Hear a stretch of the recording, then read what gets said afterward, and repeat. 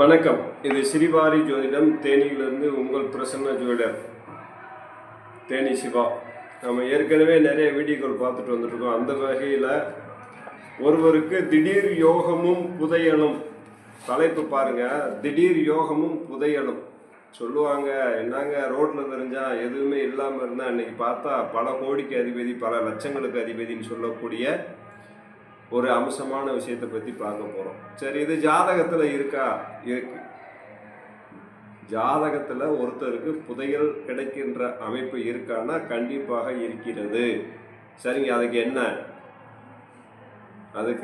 என்ன 4ஆம் இடத்தோட அதிபதி திரிகோண ஸ்தானங்களில் இருந்து அல்லது 2ஆம் வீட்டில் இருந்து குரு பார்வையுடன் ஆட்சி உச்சம் பெற்று இருந்தால் கண்டிப்பாக அவருக்கு புதையல் யோகமும் திடீர் அதிர்ஷ்டமும் சொல்லுவாங்க, லாட்ரி வந்துருச்சுங்கன்னு சொல்கிறாங்கல்ல, அவங்களுக்கு இந்த மாதிரியான திடீர் யோகமும் புதையல் எடுக்கும் அமைப்பும் உருவாகும். சரி, இது எப்படி உருவாகும்? உங்களுடைய ஜனனகால ஜாதகத்தில் 4ஆம் இடத்து அதிபதி 10ஆம் அதிபதியோடு சேர்ந்து ஆட்சி உச்சம் பெற்று 2ஆம் இடத்தில் இருக்கும்போது அவர்களுக்கு புதையல் கிடைக்க வாய்ப்பு இருக்கிறது, லாட்ரி சீட்டுகளுக்கு வாய்ப்பு இருக்கிறது. இது எல்லாம் உங்களுடைய ஜனனகால ஜாதகத்தில் இருக்கணும். அதுபோக கோச்சார கிரகங்கள் அதுவுமே வலுப்பெற்று வரணும். அப்படி வரும்போது திடீர் யோகமும் திடீர் புதையல் எடுக்கக்கூடிய அமைப்பும் புதையல் கிடைக்கக்கூடிய அமைப்பும் உருவாகும். இது ஜோதிட சாஸ்திரத்தில் சித்தர்கள் எழுதி வைக்கப்பட்ட சம்பவங்களை உங்களுக்கு கொடுக்க காத்திருக்கிறேன்.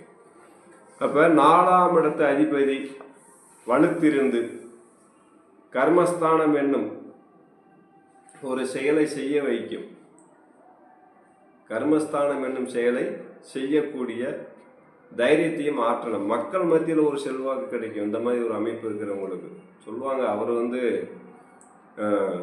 எம்பியாக இருக்கார், எம்எல்ஏவாக இருக்கார், அமைச்சராக இருக்காருன்னா அவங்களுக்கு அந்த 10ஆம் இடத்தோட அதிபதியும் 4ஆம் இடத்தோட அதிபதியும் சேர்ந்து 2ஆம் இடத்தில் கூடி வலுப்பெற்று அல்லது திரிகோண ஸ்தானங்களில் நின்று ஆட்சி உச்சம் பெற்று குரு பார்வை இருக்கும்போது அவர்களுக்கு ஒரு மிகப்பெரிய மாற்றம் கிடைக்கும் என்பதை உறுதியாக சொல்ல முடியும். சரி, இதனால என்ன நடக்கும் அப்படின்னா மக்கள் மத்தியில் செல்வாக்கு கூடும். மக்கள் மத்தியில் செல்வாக்கு கூடும். உங்களுடைய சுய ஜாதகத்தை எடுத்துக்கோங்க, லக்கணத்திலிருந்து எண்ணிக்கங்க. 10ஆம் அதிபதி எங்கே இருக்கிறார், யாரோட பார்வையில் இருக்கிறார், 2ஆம் வீட்டில் யார் இருக்கிறார்கள், 4ஆம் அதிபதி எங்கே உள்ளார்ன்றதை பாருங்கள். நீங்களாம் பார்க்கலாம், சிம்பிள். அதை பார்த்துட்டு அதுக்கு தகுந்தால் போல் நீங்கள் செயல்படும்போது கண்டிப்பாக அந்த யோகம் என்றாவது ஒரு நாள் கண்டிப்பாக வேலை செய்தே தீரும். இது உங்களுடைய சுய ஜாதகத்தை பார்த்தால் மட்டும்தான் அந்த வலிமை எப்படி இருக்கிறது அப்படின்றத நம்ம தெளிவாக சொல்ல முடியும். எல்லாத்தையும் நம்ம சொல்ல முடியாது.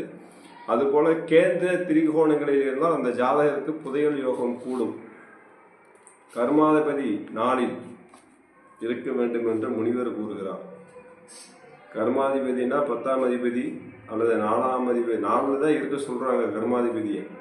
கர்மாதிபதி உங்களுடைய ஜாதகத்தில் 10ஆம் அதிபதியாக இருந்து அவர் 4ஆம் வீட்டில் இருக்கும்போது கண்டிப்பாக அவருக்கு ஒரு கர்மாதிபதி யோகம் உண்டாகும் அப்படின்னு சொல்லப்படுது. அது எப்போ வருங்க அப்படின்னா அவங்களுடைய தசாபுத்தி ஒத்துழைக்கணும், கிரகங்கள் வலுத்திருக்கணும், ஆட்சி உச்சம் பெற்றிருக்கணும், கோச்சார குருவோ அல்லது கோச்சார கிரகங்கள் ஏதாவது ஒன்று சுபகிரகமாக அதை பார்க்கணும். அப்படி பார்க்கும்போது அந்த கிரகம் வலுப்பெற்று இருக்கும்போது கண்டிப்பாக அவர்களுக்கு இந்த புதையல் கிடைக்கக்கூடிய திடீர் அதிர்ஷ்டம். சொல்லுவாங்க, சும்மா இருந்தாருங்க, எங்கே போனாலும் தெரியல, பணத்தை எடுத்து வந்துட்டாரு அப்படிம்பாங்க. கேரளா போவாங்க, சாமி கும்பிட்றதுக்கு ஐயப்பனை தரிசனம் பண்ண போவாங்க, லாட்ரி எடுப்பாங்க. திடீர்னு பார்த்தா ஒரு வாரம் கழிச்சு பேப்பரில் 1 கோடி ரூபா வந்துருக்கும்பாங்க, 10 கோடி வந்துருக்கும்பாங்க. இதுதான் திடீர் யோகம்ன்றது, கர்மாதிபதி யோகம். இது மிகப்பெரிய விஷயம். உங்களுடைய சுய ஜாதகத்தை நன்றாக உங்கள் அருகில் இருக்கக்கூடிய ஜோதிடர்கள் சென்று ஆராய்ந்து யோகம் இருக்கிறதா இல்லையா அப்படின்றத தெரிந்து கொள்ளுங்கள். நன்றி, வணக்கம், வாழ்க வளமுடன். இது சிறிவாரி ஜோதிடம் தேனியிலிருந்து உங்கள் பிரசன்ன ஜோதிடர் தேனி சிவா. நன்றி, வணக்கம்.